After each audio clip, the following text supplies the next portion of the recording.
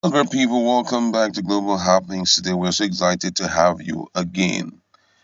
Miyetti Kutaho has finally given conditions that the presidential candidate of different parties are expected to meet if they will have to get their support for 2023 presidency. Don't forget that before now they have taken out time to talk about this issue, but to consolidate on it, they have reconfirmed some of the conditions that are topmost on their list of priority, and which, if any of the political party presidential aspirant is found wanting in that area, he will not be supported. But if he his antecedent points to the direction of supporting them, automatically they say they cannot abandon such a person. Apart from that, the chairman has also thrown light on a lot of issues as it has to do with involvement in terrorism and fingers being pointed at them and all of that. This all happened in an interview that was granted him. We're going to be looking at some of the questions that were thrown at him and what his response was. Now, according to the interview thrown at him, one of the questions which he took out time to answer was on the issue of policy dialogue and cultural day festival in Abuja, and how they plan to end haters farmers clash. According to the question thrown at him was, Miyetti Kota Hall recently had a policy dialogue and cultural day festival in Abuja on how to end haters stroke farmers clash. Have there been any positive results in that direction? And in his response, the chairman of Kuta Hall, talking about Alhaji Abdullahi Bello Bodejo, went further to react by saying that the problem is the people who are calling on Fulanis are attributing everything negative to the rest. After the conference, I tried to bring all Fulani youths together. I tried to bring them closer to security agencies to teach them patriotism and the need to be law abiding and the need to respect authorities and leadership. That they should also know that they are important and people care for them. We also told them on the need to carry out their civic responsibility, like obtaining their voters card and be ready to vote during election. Now, if you go to our headquarters, you can see they are being issued with voters card. This is the first time this is happening. Since after the conference, we have not received any report of headsmen fighting farmers. If you go to the south, if you see people who want to steal cows from the herders, it is different from clashes between herders and farmers. Nothing concerning innocent farmers with bandits, tramadol, and use of other illicit things. It is the same thing with the Fulani who are inside bushes and forests. There is nothing that concerns them with banditry or drug abuse. But the problem is that some people are joining or linking the banditry happening to Fulani. If you are if you people go to rustle Fulani cattle and it resulted in a fight, it is different from herders farmers fight.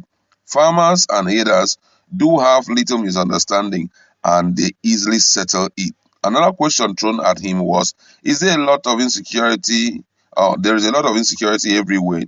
Terrorists attacking Kuje prison, 40 soldiers being taken out in Niger State, brigade of guard soldiers being killed. Some say the president hasn't done much because the Fulani might be involved. What is your take on this? In response, Budejo said that God will punish those or anyone linking those atrocities to the Fulani.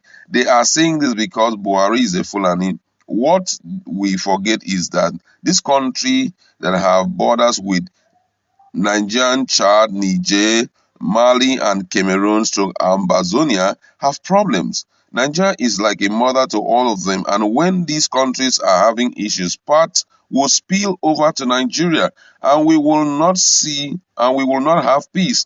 That is what we are witnessing.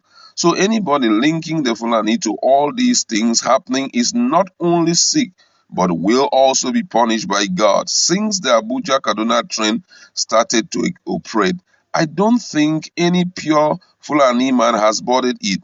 If you carry a pure Fulani in a big car, he won't feel comfortable. But if you carry him in a rickety truck, he will be very relaxed. It is a lie. Fulanis are not the ones doing all of this havoc. Another question thrown at him was, do you mean people from other countries are carrying out these attacks?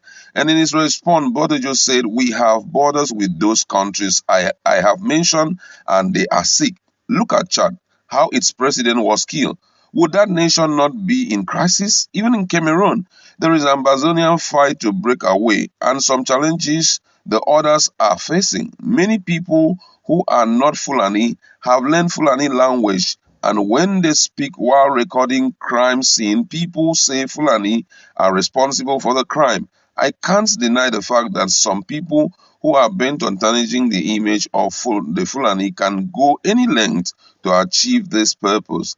That is why we are trying to bring together Fulani youths to teach them the importance of peaceful coexistence, teach them how they can be going to school and at the same time doing their businesses. The federal government and state government are supposed to do something about Fulani youths.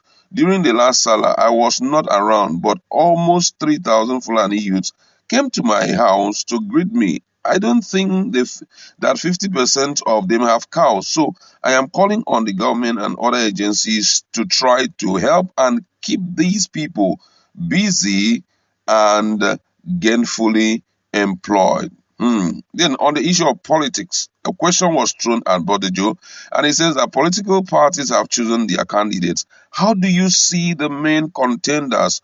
How would you and your people vote, or who would you and your people vote for? And in his response, Bodejo said, politics is going well in the country because many parties are now struggling to get the power. We are monitoring these candidates to see and study their programs. We are also looking at their past when they held various positions. Some of them are not supposed to come and tell Nigerians to vote for them, but we're still watching, and at our next meeting, we will talk about what we are supposed to do. A follow-up question was, you said some of them were not supposed to come out. Why did you say that, and who are these people? In his response, he said Kwankwanso was a governor, Obi is a former governor. Likewise, Tinubu, while Atiku was a vice president. We saw how they led the people. If you have power today, anything is anything you are doing, you should just remember that there is tomorrow. However, it is still early to decide, and I only cannot decide on whom to vote. Like I said earlier, we have to sit and review the antecedent of these candidates and what they are coming to offer us. Remember, Miyetti Allah is not a political association. I, the leader, I'm supposed to have my choice candidate. Then my followers are supposed to have their individual preferences. But we have to put heads together to find among the candidates who can buy into the Fulani agenda, including grazing reserves. We cannot abandon such a candidate. Wow. Now, another question he was asked was that terrorists have threatened to abduct President Muhammadu Buhari and Governor El Rufai of Kaduna State. What do you say about this? In his response, he said anything like trade by the bandits should not be toyed with. The military should do all it could to deal with these bandits or terrorists or and end the activities in the country. Buhari is the president of the Federal Republic of Nigeria and not the president of a market association, while El Rufai is the governor of Kaduna State.